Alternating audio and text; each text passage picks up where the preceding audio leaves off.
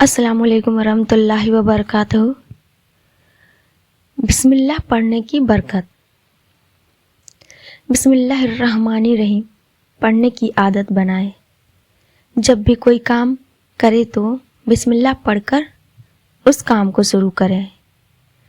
بسم اللہ پڑھنے سے ہمارے کام میں برکت ہوتا ہے۔ آپ کوئی بھی کھانے کی چیز کھاؤ تو بسم اللہ پڑھ کر کھاؤ۔ کوئی بھی پینے کی چیز آپ پی رہے ہیں تو بسم اللہ پڑھ کر ہی پئیں۔ اگر پانی پی رہے ہیں تو پانی پینے کی دعا یاد ہے تو اس دعا کو پڑھیں، اور اس سے اگر آپ کو وہ دعا یاد نہیں ہے تو بسم اللہ پڑھ کر پئیں، اور پانی پینے کے بعد سے الحمدللہ پڑھیں۔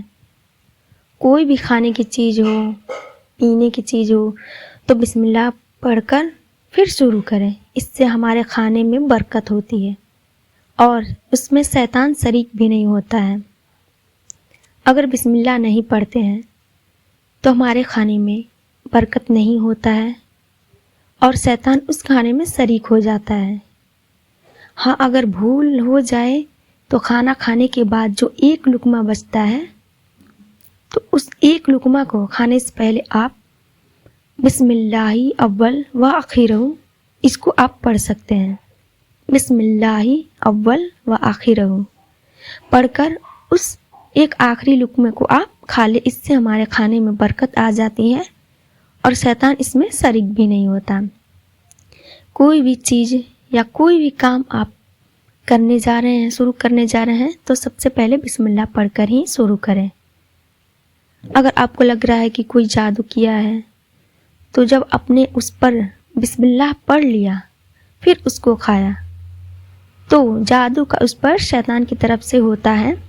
بسم اللہ پڑھنے سے اللہ کا اثر اس پر ہو جاتا ہے، اس لیے بسم اللہ پڑھ کر کھائیں۔ کوئی جادو کا اثر آپ پہ نہیں ہوگا۔ ہر مسلمان کو یہ عادت بنانا چاہیے۔ آپ کہیں جا بھی رہے ہیں تو بسم اللہ پڑھ کر ہی جائیں۔ گاڑی پر جا رہے ہیں تو بہت سارے دعائیں ہیں رسول اللہ صلی اللہ علیہ وسلم نے رسول اللہ صلی اللہ علیہ وسلم سے ثابت ہے، مسنون دعائیں، جیسے کھانا کھانے کی، پانی پینے کی، بیت الخلاء جانے کی، باہر نکلنے کی۔ تو یہ دعا یاد کر لیں اور اسے ہی پڑھیں، اور اگر یہ دعا یاد نہیں ہے تو بسم اللہ پڑھ کر ہی کوئی کام شروع کریں۔ لیکن کوشش کریں کہ ہم یہ سب دعائیں یاد کر سکیں۔ اللہ کے نبی کا ارشاد ہے، کوئی بھی کام جب شروع کرے تو بسم اللہ پڑھ کر شروع کریں، اور جو کام آدمی کے نظر میں اہم ہوتا ہے اور بغیر بسم اللہ پڑھے کرتا ہے تو وہ کام ادھورا رہ جاتا ہے، اسے برکت نہیں ہوتا۔ تو بسم اللہ پڑھنے کی عادت بنائیں۔ کوئی بھی جادو وغیرہ ہو سب دور ہو جاتے ہیں بسم اللہ پڑھنے سے۔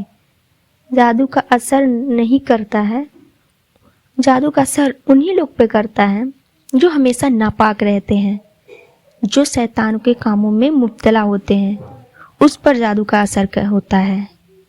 ہمیشہ جادو سے آپ بچنا چاہتے ہیں تو دونوں کل پڑھ کر کے اور سورہ اخلاص اپنے ہاتھوں پر دم کریں، اور اپنے بدن پر جہاں تک آپ کا ہاتھ جا سکے پورے بدن پہ ہاتھ پھیر لیں۔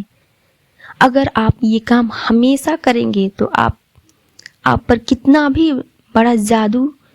بڑا جادوگر ہو کوئی اثر نہیں کرے گا۔